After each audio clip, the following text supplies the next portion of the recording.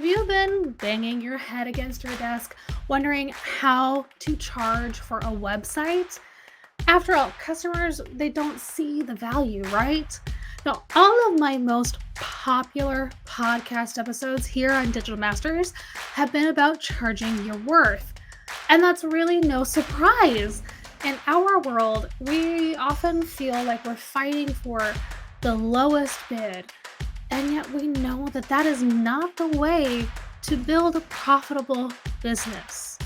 Now, you know the customer, you understand what they need, and you know you can help them, but you often are going to get caught up in price. We should charge this, but will they pay it? Now, in episode 34, we talked about 7 factors in your website pricing. I highly encourage you to go back and listen to that episode, as it does inform today's. But in this episode, I'm going to break down that a bit further, and we're going to talk about how exactly to charge for a website. Let's start earning our actual worth as web designers and developers.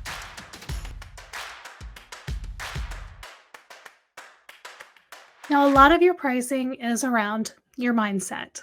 If you feel like your customer isn't going to get a lot out of the website you're building and that they're buying from you, then of course you can't and won't charge a lot for that website. But websites, a good website that increases conversions, builds up an email list, helps your client to create revenue, is an actual investment for a business. Let's take, for instance, an online service provider. They currently have a revenue of $5,000 a month, but they want to double that to $10,000 a month. You know that the website you're building for them can help them to achieve that. If your client is aiming to earn double their current revenue or even just $15,000 in the next few months with that new website, why are you charging them less than $5,000 to build that website to begin with? For most of us, what we charge to build our next website is largely in our heads. We don't use set processes, calculators, or even past projects to inform that the way we should. We get caught up in what we think the customer is willing to pay, not charging for a website at the price point that our services are actually worth to the customer. Have you ever considered that your customer that you offered a lowball price to might have been happy to pay double for what you charged? Kind of hard to think about, right? Now, many web designers and developers also get caught up in what we're selling. We're just selling a website, we say. A website, however, isn't just one piece of a business's marketing strategy. It is the brand's hub on the internet, and honestly, for everything anymore. It is where all of that customer's marketing leads back to. It's where their customers learn about the brand and decide whether or not they'd like to make a purchase or become part of that customer's community. Plus, businesses lose $2.6 billion each year due to poor performing websites. Imagine what your amazing website can do to build a business's marketing foundation and improve their sales. And let's talk about our unique skill set.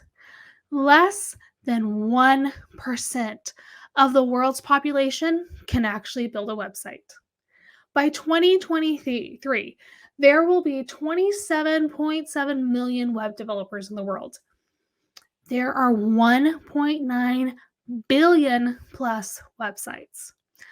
I don't think I have to tell you how rare our skill set is, even with DIY website builders like Squarespace and Wix in the market.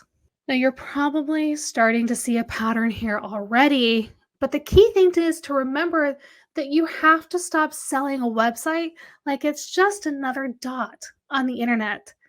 You have to sell based on the value you're bringing your customer. Now, some of that requires getting to know your customer in the first consultation and learning what they are struggling with. What challenges are they facing with their website and their marketing as a whole? What solutions do they hope a new website will provide? When you start selling based on how you help and keep it specific to that client's problems, you'll find it a whole lot easier to sell on the value, on the actual ROI, and on the investment. Suddenly, you'll be able to charge more for that same website you're building. Let's get into the fun stuff. Putting together my 17 years of experience as a freelance developer and pure research, I created my own pricing calculator.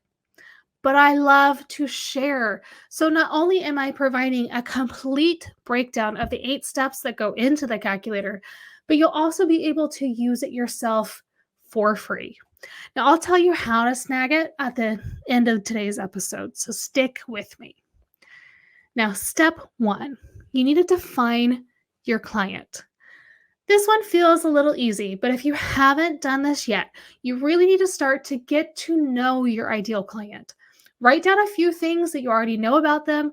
Look at any past clients that you loved and really fit in with your ideal persona and create a buyer persona for that ideal client. We talked about this more in episode 32. Now, at the very least, you need to know the basics of who your client is and what kind of revenue they might have. Don't worry if you're guessing a bit here, but it will help determine the other answers. Now, step 2, what's your hourly rate?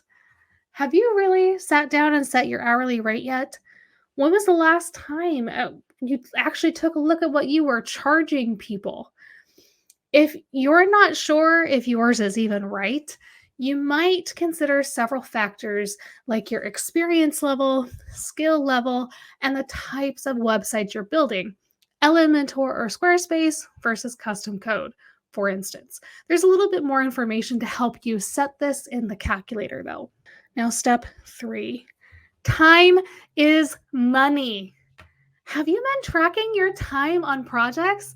Now, I personally use Toggle Track, which is linked in today's show notes, and it is an amazingly easy time tracking system, and you can use it completely free. If you have never really tracked your time on a project, you're doing yourself a huge disservice. How long it takes you to build a project is a huge piece of what you should be charging.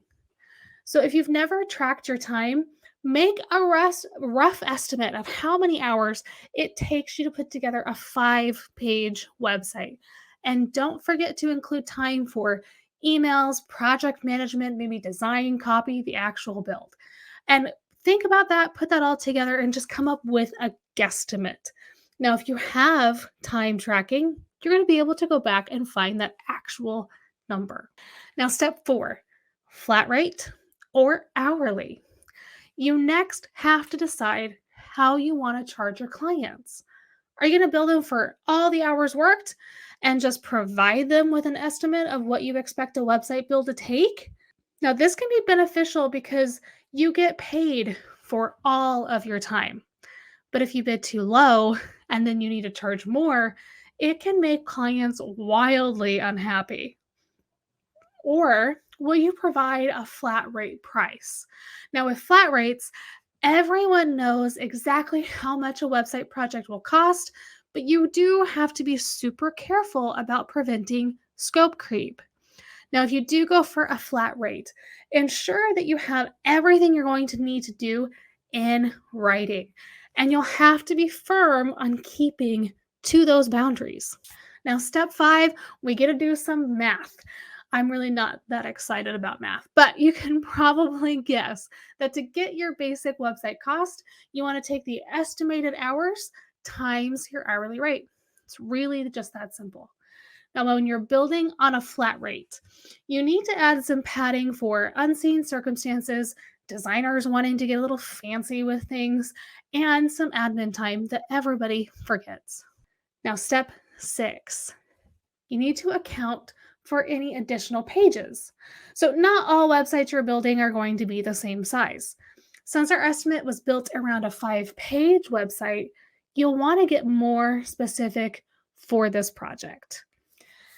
Think about how long each page takes you for an entire part of the project, not just deving it out, and how many pages are actually in this website project. Step 7, you have to account for extra value. All web designers and developers are not created equal. If you're going a bit above and beyond for your clients, you need to calculate that into your overall cost and value, especially with a flat rate project. Now, I'm talking about writing things like copy, doing on-page SEO, accessibility, and other pieces that we all forget to include in our estimates. And step 8, you're going to put it all together. Now, you have to factor in everything we've calculated to get the actual price of your website. Now, if you want to make this easy and get an understanding for all the extra value pieces you might be forgetting, or you just simply want to calculate the estimated cost for your flat rate websites, go to becomeadigitalmaster.com. The pricing calculator is listed right on the front page. All you have to do is enter your email and you'll be able to access it for free. And of course, that's all linked in today's show notes as well.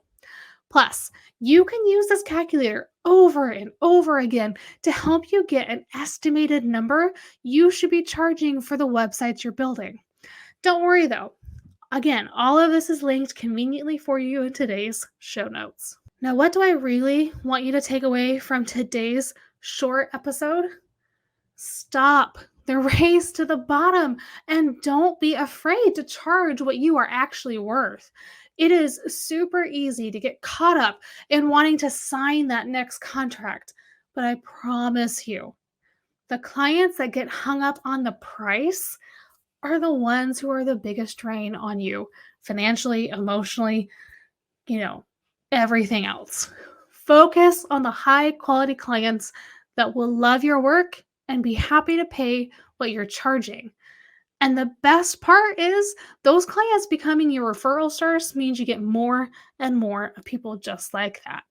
Now grab that pricing calculator for free so you can learn how to charge appropriately for your next website. Thank you all for listening to Digital Masters today. I'll see you guys all again next week.